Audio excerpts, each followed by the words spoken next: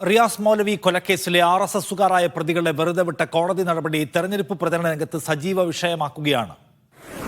പൗരത്വ ഭേദഗതി നിയമത്തിൽ UDFനെ പ്രതിരോധത്തിലാക്കാൻ ശ്രമിച്ചുകൊണ്ടിരിക്കുന്ന ഇടതുമുന്നണിക്ക് തിരിച്ചടിയാണ് റിയാസ് മൗലവി കേസിലെ കോടതി ഉത്തരവ്.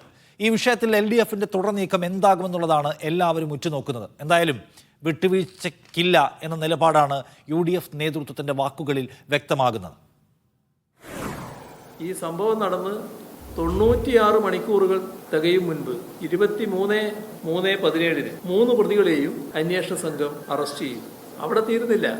ആ പറഞ്ഞ 23-ാം തീയതി മുതൽ ഈ 7 വർഷവും 7 ദിവസവും അവര് വിചാരണ തടവുകാരായി ജയിലിൽ കിടന്നു. അങ്ങനെ ജയിലിൽ കിടക്കാനിടയാക്കിയത് ശക്തമായ പോലീസ് നിലപാടിന്റെ ഭാഗമായിട്ട് തന്നെയാണ്. പോലീസ് നന്നായിട്ട് അന്വേഷിച്ചെന്നു, ഒരു കുഴപ്പമുണ്ടായില്ലെന്ന്. ജഡ്ജ്മെന്റ് കണ്ടില്ലേ? നിലവാരം കുറഞ്ഞതും ഏകപക്ഷീയവുമായ അന്വേഷണമാണ് പോലീസ് നടത്തിയതെന്നാണ് ജഡ്ജ്മെന്റ് പറഞ്ഞിരിക്കുന്നത്. ഇവർക്കെതിരായി UAPA നിയമം ചുമത്തണമെന്ന് മുഖ്യമന്ത്രിയോട് പറഞ്ഞു.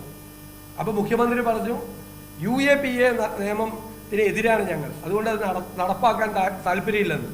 പ്രോസിക്യൂഷനും പോലീസും ഒത്തുകളിച്ചിരിക്കുകയാണ് സർക്കാരിന്റെ താല്പര്യപ്രകാരം.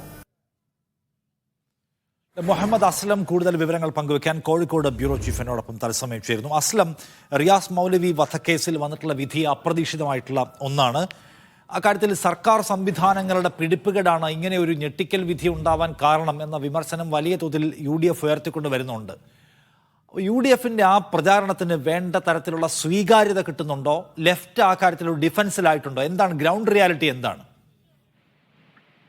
നിഷ, അത് വളരെ അപ്രതീക്ഷിതമായി വന്ന റിയാസ് മൗലവി വധക്കേസിലെ വിധി, അതിൽ 3 പേർ RS പ്രവർത്തകരായ 3 പേരും വെറുതെ വിട്ട ഒരു സംഭവം വലിയ തോതിൽ സമൂഹത്തിൽ പൊതുവെയും മുസ്ലിം സമൂഹത്തിൽ പ്രത്യേകിച്ചും സവിശേഷമായും വലിയ ആഘാതവും ഞെട്ടലും ഉണ്ടാക്കിയിട്ടുണ്ട്.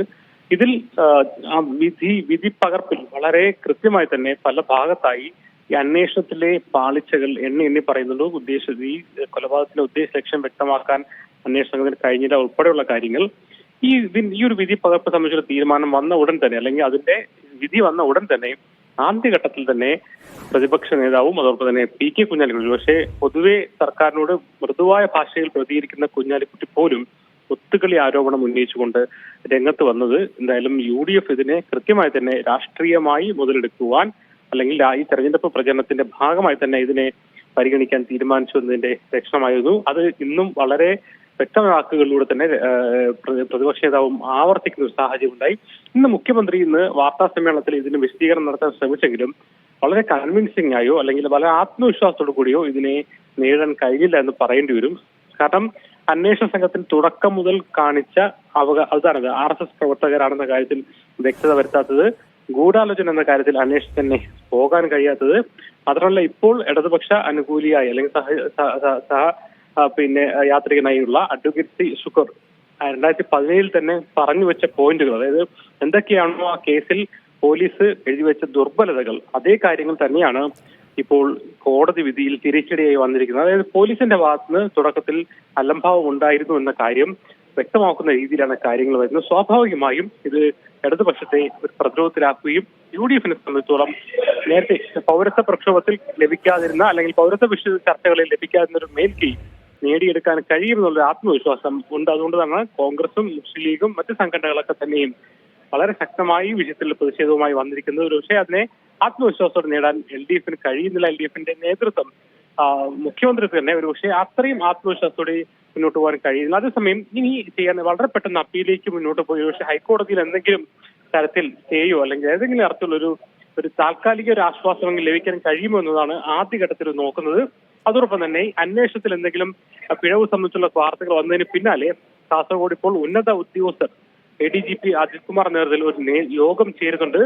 അതിൽ എന്തായിരിക്കും തീരുമാനങ്ങൾ വരിക, അല്ലെങ്കിൽ എന്തെങ്കിലും അത് സംബന്ധിച്ചുള്ള ഔട്ട്കം വരുമെന്നതിനെ കുറിച്ച് കൂടി നോക്കിയത്. എന്തായാലും വളരെ ഗൗരവത്തിൽ സർക്കാരും അതോടൊപ്പം തന്നെ LDF നേതൃത്വവും ഇതിനെ എടുത്തിട്ടുണ്ട്. ഇത് വലിയൊരു ചർച്ചയായി മാറുകയും ടോട്ടൽ പോലീസിംഗ് ഇതിന്റെ കൂടെ ഒരു ഡിസ്കഷനായി വരികയും അതിന്റെ പ്രയാസവും കൂടി ലെഫ്റ്റ് അനുഭവിക്കുന്നുണ്ടോ സത്യത്തിൽ?